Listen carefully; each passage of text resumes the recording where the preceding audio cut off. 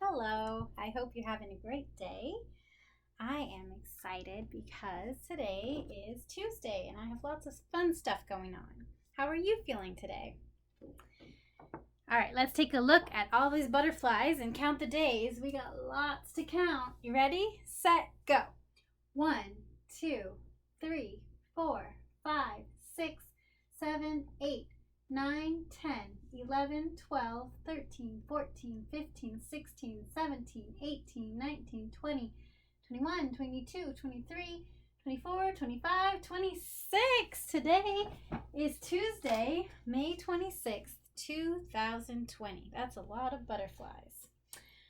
All right, take a look outside. What's the weather looking like today? Out here in California, we got another sunny, hot day. And in the morning, it was actually a little windy. In the morning, it was kind of windy. Yeah, that makes sense. And it's not only sunny, it's a teensy cold. Teensy cold. Well, it won't be cold long because the sun's going to heat it all up. All right, today, we're not doing word of the day anymore. We're going to do parts of speech. So today's part of speech is a verb. And the verb is to sit. What is a verb, you may ask? A verb is a doing word. Sit is a doing word. A doing word is a verb. Verbs are doing or being words like sit, eat, think, or wash, or run, or jump. Can you think of any other verbs, doing words, or being words? Like sit? Standing. Like stand. Good job. All right, so today's sentence has the verb sit. We sit down to watch TV. There's actually two verbs in this sentence because sit is one, and what else is a verb? Watch. Right, that's a verb too because to watch is to do something. So any word that means to do or be something is a verb. Sit and watch. Without sit and watch, it would be we down to TV. Yeah, that wouldn't make any sense. All right, let's do some blending letters. All right, so we have letters today are O and T, ought. So ought, what can we add to make a word? Here, what about this? Not. Not, that's right. N says N. How about if we put Note. an R there? Wrote. Rot, ought. Rot. What about a P? Pot. Pot, good. What about an L? L says L. Lot. Lot, very good. Those are all really great. Now let me get my big list of ought words. And if you put the T in front, too. Taught, that's right. All right, here's my big list of ought words. The first one is hot. Got, good. Trot. Spot. Spot. Hottest. Good. Hottest. Blotter. Trotted. Cannot. Shots. Ooh, no one likes Rotting. Ooh, rotting. Yeah. Plotting. Blotches. Hotter. Today's going to be hotter. Notches.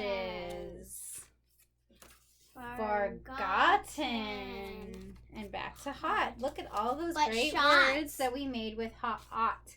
And even more words. Bottle, throttle, spotted, and trotting. Lots of shot. No shots, thank you. All right. That was very good. Thank you for helping me with all those ought words.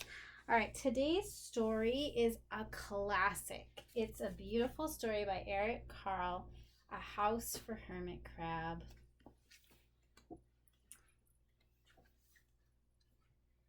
A House for Hermit Crab.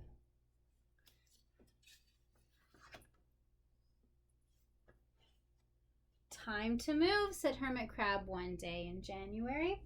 I've grown too big for this little shell. He had felt safe and snug in his shell, but now it was too snug. Hermit Crab stepped out of the shell and onto the floor of the ocean. But it was frightening out in the open sea without a shell to hide in. What if a big fish comes along and attacks me, he thought. I must find a new house soon. Early in February, Hermit Crab found just the house he was looking for. It was a big shell and strong. He moved right in, wiggling and waggling about inside to see how it felt. It felt just right. But it looks so plain, thought Hermit Crab. In March, Hermit Crab met some sea anemones. They swayed gently back and forth in the water. How beautiful you are, said Hermit Crab. Would one of you be willing to come and live on my house? It is so plain, it needs you. I'll come, whispered a small sea anemone. Gently, Hermit Crab picked it up with his claw and put it on his shell. In April, Hermit Crab passed a flock of starfish moving slowly along the seafloor. How handsome you are, said Hermit Crab. Would one of you be willing to decorate my house? I would, signaled a little sea star. Carefully, Hermit Crab picked it up with his claw and put it on his house.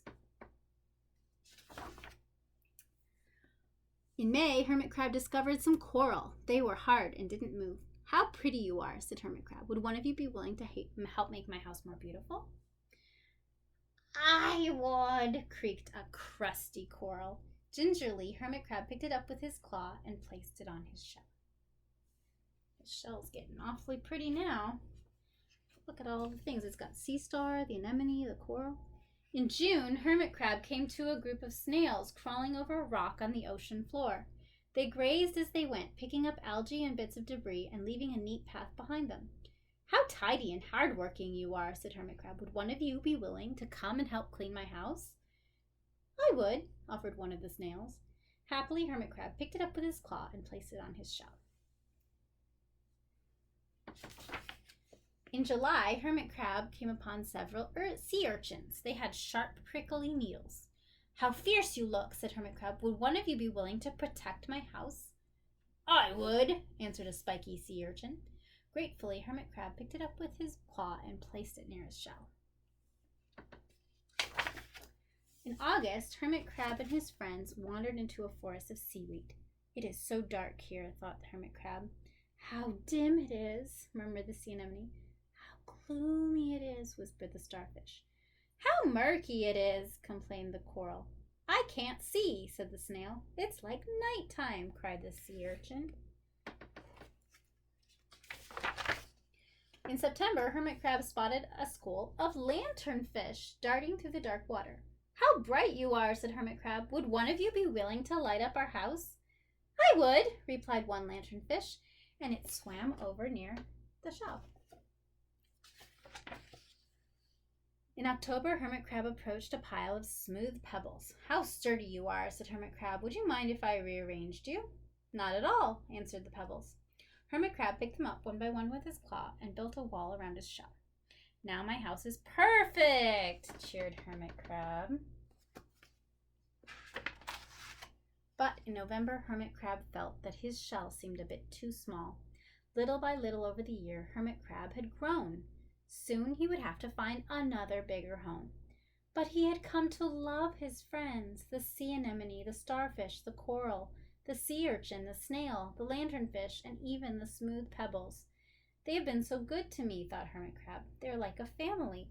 How can I ever leave them? In December, a smaller hermit crab passed by. I have outgrown my shell, she said. Would you know of a place for me? I have outgrown my house too, answered Hermit Crab. I must move on. You are welcome to live here, but you must promise to be good to my friends. I promise, said the little crab. The following January, Hermit Crab stepped out and the little crab moved in. Couldn't stay in that little shell forever, said Hermit Crab as he waved goodbye. The ocean floor looked wider than he'd remembered, but Hermit Crab wasn't afraid. Soon he spied the perfect house, a big empty shell. It looked, well, a little plain, but sponges, he thought, barnacles, clownfish, sand dollars, electric eels. Oh, there's so many possibilities. I can't wait to get started. What do you think he's going to do with his new shell? He's going to decorate it like the last one. Yeah, he's going to find new things to decorate And it. then once he grows out of it, he's going to give it to a tiny one. But when he gets too big and there's no tinier ones. I think that he'll probably find a limit to his growth at some point, and he'll find a house where he can stay in for the rest of his days. And then he'll just... Can't just keep growing forever. Yeah. Well, that was an awesome story. I hope you enjoyed it, and I hope you have a wonderful day. I'll see you tomorrow. Bye-bye.